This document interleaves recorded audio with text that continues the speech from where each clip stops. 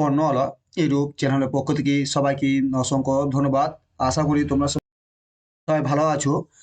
আজকে আমরা আলোচনা করব ডব্লিউবি টেট সিটেট 2024-এর জুলাইয়ের সিটেট এবং ডিসেম্বরে ডব্লিউটেট কেন্দ্র করে যে আমরা যে চাইল্ড ডেভেলপমেন্ট পেডাগোজির সিরিজ শুরু করেছি, আজকে তার দ্বিতীয় video.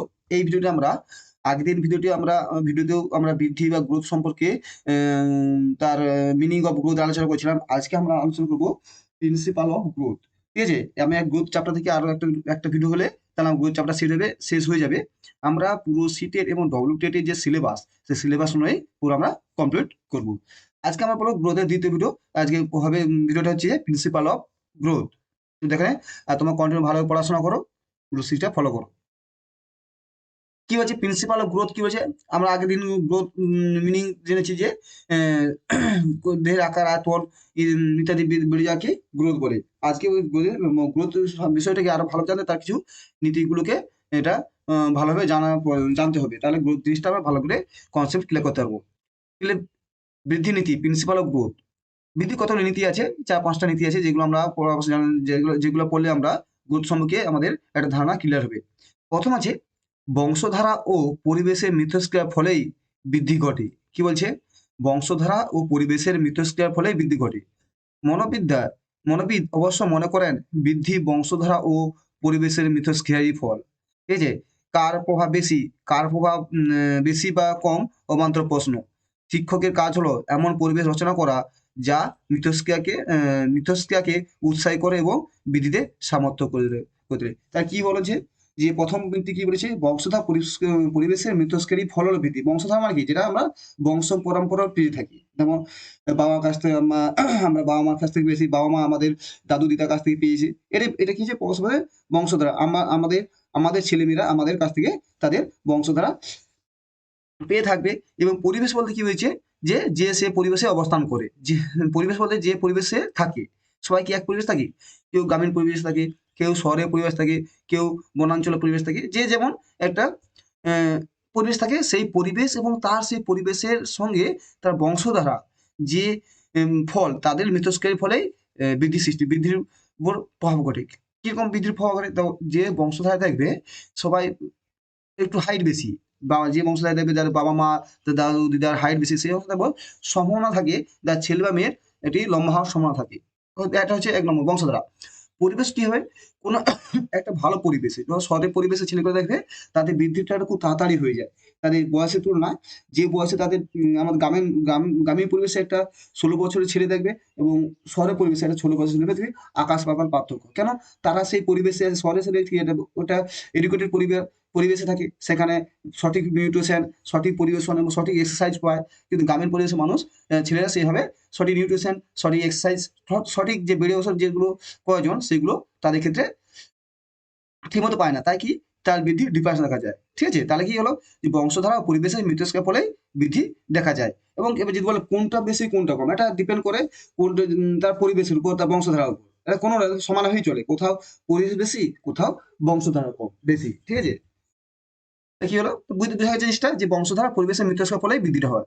Growth acquire as a result of the interaction of heredity and environmental. যে বললাম, many psychologist believe that heredity has greater influence on growth. ঠিক আছে, অনেকে মনে করছে বংশধারা প্রচুর প্রভাব বিস্তার করে।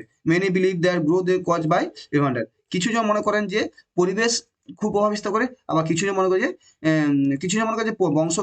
বংশধারা বেশি প্রভাব বিস্তার করে, আবার কিছু মনে করে পরিবেশ বেশি প্রভাব বিস্তার করে।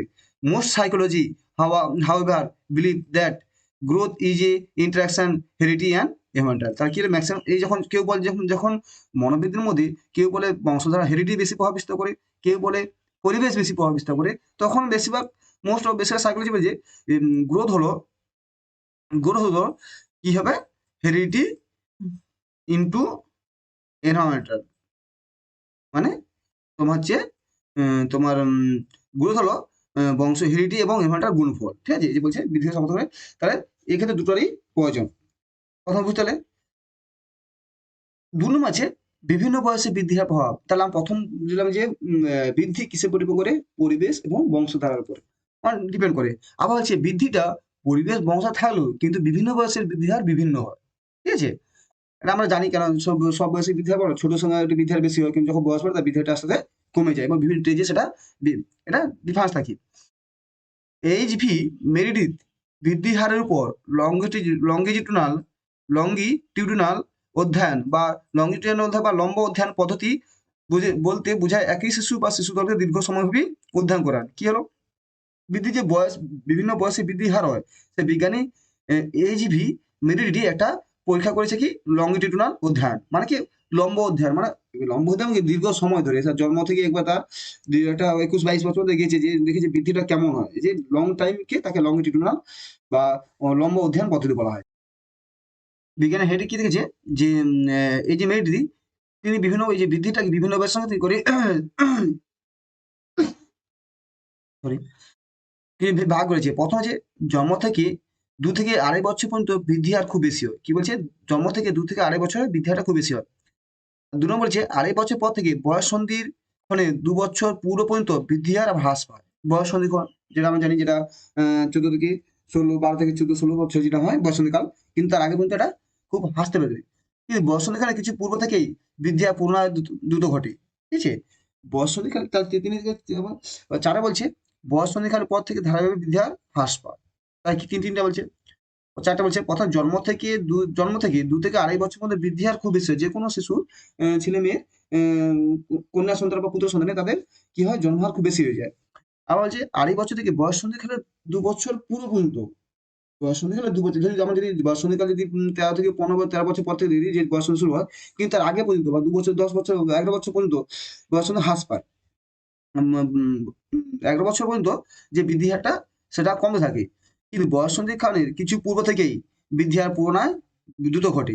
বয়স সন্ধিক্ষণে কিছু, ধরো আমরা যদি 13 বলছি তাহলে 11 থেকে আবার বয়স সন্ধি হারটা দ্রুত বৃদ্ধি হারটা দ্রুত বৃদ্ধি পায়।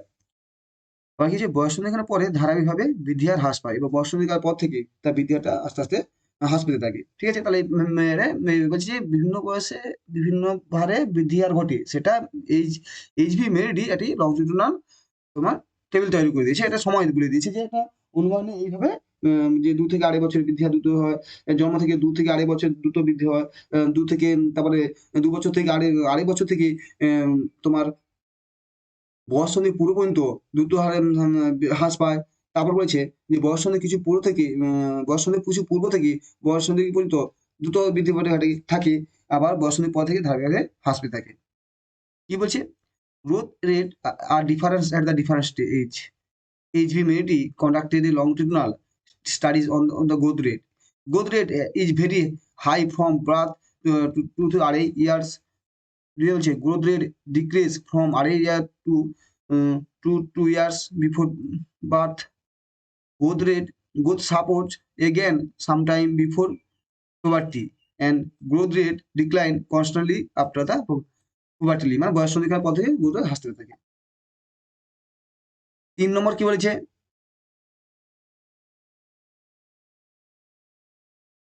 বৃদ্ধি ও অনুশীলন। কি হচ্ছে বৃদ্ধি ও অনুশীলন, বৃদ্ধির উপর অনুশীলনের প্রভাব সম্পর্কিত একাধিক পরীক্ষা হয়েছে এবং ধনাত্মক প্রমাণও পাওয়া গেছে। কি বলছে, বৃদ্ধির উপর অনুশীলনের প্রভাব আছে। কিরকম, ধরো যেসব ছেলে দেখবে যখন শর্ট টার্ম ছেলে বা গ্রামের যেসব ছেলে দিয়ে ছোট বয়সে তারা এক্সারসাইজ যোগ ব্যায়াম করে এবং ছোটাদৌড়া করে, তাহলে কি যেসব ছেলেরা যোগ ব্যায়াম ছোটাদৌড়া করে তাদের কি হবে, বৃদ্ধিটা খুব তাড়াতাড়ি হয়। এবং তার সঙ্গে তোমাকে নিউট্রিশন ঠিকমতো পুষ্টি খাওয়া দাওয়া করতে হবে, তাহলে কি অনুশীলনটা একটা ইফেক্ট পড়ে। ঠিক আছে, তাহলে কি বৃদ্ধির উপরও অনুশীলন একটা দরকার। তাই অনুশীলন সবাই ছোট বাচ্চাদের এক্সারসাইজ বিভিন্ন ছোটাদৌড়া যোগ ব্যায়াম করতে বলা হয়, কেন, যাতে তাদের বৃদ্ধিটা খুব সুষ্ঠুভাবে এবং খুব সবল হয় এবং তাড়াতাড়ি হয়। Growth and exercise. There have been several experiments on the effect of the exercise growth, and evidence of the positive effect has been found. বলছে গজির উপর এক্সারসাইজ একটা পজিটিভ ইফেক্ট পড়ে, বুঝেছে, এই জন্য আমরা বৃদ্ধিটার ক্ষেত্রে অনুশীলনে এটা ইফেক্টও পড়ে। এখানে ছিল প্রিন্সিপাল যে পড়ছি, প্রিন্সিপাল ও গ্রোথ, এগুলো আমরা ভেবেছি গ্রোথের উপর কি কি ইফেক্টিভ করে, যেমন কি বলেছিলাম গ্রোথ ডিপেন্ড করে পরিবেশ এবং বংশধারা, মিথস্ক্রিয়া যোগ গুণফল দিয়ে পরিচালনা। গ্রোথ একটি বিভিন্ন স্টেজের অনুযায়ী সে পরিবর্তন হয়, দেখা যায়, এই জন্য তাদের হ্রাস বৃদ্ধি ঘটে। তবে তিনি বললাম যে বৃদ্ধি ও অনুশীলন, মানে বৃদ্ধির উপর এক্সারসাইজ বা অনুশীলনের একটি প্রভাব আছে, পজিটিভ প্রভাব আছে। বিজ্ঞানী হিল গাউ এবং 1932 বুনার 1963 সালে এটা বিভিন্ন পরীক্ষার মধ্যে তারা এটা প্রমাণ করেছেন। তারা যে শিশুদের মধ্যে বৃদ্ধি হারে পার্থক্য দেখা যায়, এটা তো 100%। সব শিশু একই হারে বৃদ্ধি ঘটে? তুমি দেখবে একটা শিশুকে যে গ্রামে আছে, একজন শিশু শহরে আছে, তাদের দুজনের মধ্যে কি একই রকম বাড়বে? বাড়ে না, তাদের বৃদ্ধি হার পার্থক্য দেখা যায়। তার মানে কি বৃদ্ধ শিশু ভেদে বৃদ্ধি হারে পার্থক্য দেখা যায়। কিছু শিশু দ্রুত গতিতে বৃদ্ধি পায় এবং কোনো শিশু বৃদ্ধি স্লথ গতিতে হয়। এটা হয়তো কোনো শিশু খুব তাড়াতাড়ি বেড়ে যায়, কোনো শিশু খুব ধীরে বাড়ে। এছাড়া কেউ গরু গাড়ি চড়ে ভ্রমণ করে, আবার কেউ ভ্রমণ করে জেট বিমানে। ঠিকই বলেছে, কেউ গরু গাড়ি মানে যারা খুব গ্রামের অঞ্চলে দেখবে সে খুব ধীরে ধীরে বৃদ্ধি হয়, শহরে খুব তাড়াতাড়ি বেড়ে যায়। শিক্ষক শিক্ষার্থীর বৃদ্ধি হারের সঙ্গে সাজস্য রেখে শিক্ষা পরিকল্পনা করা উচিত, করতে হবে। শিক্ষা পরিকল্পনা মানে তো যার যে যত বৃদ্ধি হয়েছে তার সঙ্গে তার শারীরিক পারপাসিক বুদ্ধি তো সবই বাড়ছে। ঠিক আছে, বৃদ্ধির সাথে সবকিছু আবার যার বৃদ্ধি দ্রুত তার সাথে সেইভাবে তাকে শিক্ষা দিতে হবে, এবং যাদের বৃদ্ধি কম তাদের সেইভাবে শিক্ষা দিতে হবে। তাই তাদের বৃদ্ধির হার উপর করে তার শিক্ষা পরিকল্পনা রচনা করতে হবে। Growth rate very very vary between the children, মানে গ্রোথটা ভ্যারাই করে বিভিন্ন। Some children grow fast and some children grow slowly. It is like some people travel by bulk cart and some people travel by jet plane. The the teacher will be prepare the lesson plan keeping in the mind of the growth rate in the student. কারণ শিশুদের actually শিশুদের growth রেটের উপর depend থাকে lesson প্ল্যানটা শিক্ষকের তৈরি করা প্রয়োজন। 5 নম্বর কি আছে, ব্যক্তিভেদে বৃদ্ধি আর সমাহার সাধারণত বজায় থাকে। মানে ব্যক্তিভেদে বৃদ্ধির সমাহার সাধারণত বজায় থাকে, মানে ব্যক্তিভেদে তার বৃদ্ধিটা আলাদা হয়। ঠিক আছে, যে শিশু বৃদ্ধির ক্ষেত্রে অন্যান্যদের থেকে এগিয়ে থাকে সারা জীবন সে এগিয়ে থাকে। মানে কি, যে ছোটবেলা থেকে তার বৃদ্ধিটা বেশি সে সবসময় তার বৃদ্ধি থেকেই সে এগিয়ে থাকে। Aggregation of the individual aggregation of individual growth is generally maintained. The child who ahead of the others growth is ahead of the through the life. মানে যে শিশু আগে ছোট থেকে তার বৃদ্ধি বেশি, সে সারা জীবন তার বৃদ্ধিটা বেশি থাকে। ছয় কি আছে, 6 নম্বর আছে কি, একটা স্তর পর্যন্ত বৃদ্ধি নিরবিচ্ছিন্ন এবং ধারাবাহিক। যে বৃদ্ধি সারা বছর হতে যাবে নয়, একটা বয়স পর্যন্ত তার ধারাবাহিক থাকে, তারপরে বৃদ্ধি আর হয় না, কন্টিনিউ ডেভেলপমেন্ট হয়, বৃদ্ধি আর গ্রোথ আর হয় না। ঠিক আছে, বৃদ্ধির ক্ষেত্রে একটি বৈশিষ্ট্য, এই বৈশিষ্ট্য খুবই গুরুত্বপূর্ণ, আবার এই একই সঙ্গে এটি অসুবিধাজনক। শিশুর বৃদ্ধি নিরবিচ্ছিন্ন ঘটে, বয়স ভেদে বৃদ্ধি হারে পরিবর্তন ঘটতে পারে, কিন্তু কোনো বয়সে থেমে গিয়ে আবার যেমন একটা বয়সে শুরু হয় এমন হয় না। তাহলে বৃদ্ধি যদি বলে না, গ্রোথটা সবসময় হয়, আস্তে আস্তে কমে যায়, কিন্তু যে মাঝে থেমে গেছে আবার আবার শুরু হবে এটা হয় না। ঠিক আছে, সে আস্তে আস্তে হচ্ছে কিন্তু থামে না, থেমে তার কিন্তু একটা বয়সে পর সেটা কমে যায়। ঠিক আছে?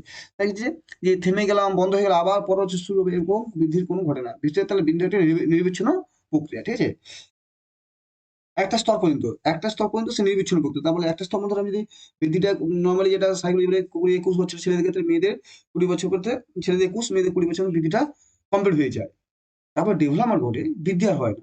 ঠিক আছে, তার মানে কি, যে ওই যে বয়সটা নিরবিচ্ছিন্ন থাকে তার মাঝে থামবে না, কিন্তু তারপরে 21-22 বছর পরে তার সাথে বৃদ্ধিটা থেমেই যায়। ঠিক আছে, তাহলে যে যে একটা একটি বয়স পর্যন্ত, মানে যে জন্ম থেকে তার 20-21 বছর পর্যন্ত সে বৃদ্ধিটা কন্টিনিউ হতে হবে এবং কম বেশি হবে কিন্তু থামবে না, যে একবার থেমে গেল আবার হলো, সেটা হয় না। Growth up to a level uninterrupted and continuous. These features is very important of the growth, yet inconvenient at the same time. মানে যে এটা যেমন গুরুত্বপূর্ণ তেমনি অসুবিধাজনক। Baby growth happen the continuously change in growth rate can hour with age, but stop and start at any age does not, মানে বন্ধ এবং শুরু হতে পারে না কোনো বয়সে এসে। Thank you. তোমরা ভালো থেকো এবং ভালো করে পড়াশোনা করো। আজকে আমরা তাহলে বোর্ডের প্রিন্সিপালটা আলোচনা করলাম। আজকে ভিডিওটা ডিস্টার্ব হচ্ছে, তোমরা অ্যাডজাস্ট করে নিও। আমি চেষ্টা করবো কন্টিনিউ ভিডিও দেওয়ার জন্য। আগের ভিডিওতে আমরা একটু লেট হয়ে গেছি কাজ ব্যস্ত থাকার জন্য। ভালো পড়াশোনা, সিটেট জুলাই আছে, আমি তাই তোমাদের সবসময় বলে আমি এটা শেষ হলে আমাদের এমসিকিউ সিরিজ শুরু করবো, সেখানে আমি ডিসকাস করবো এবং এইভাবে কন্টিনিউ পুরো সাবজেক্ট 5টা সাবজেক্ট আমরা শেষ করবো এবং সেগুলো নিয়ে আলোচনা করবো। থ্যাংক ইউ, অবশ্যই ভালো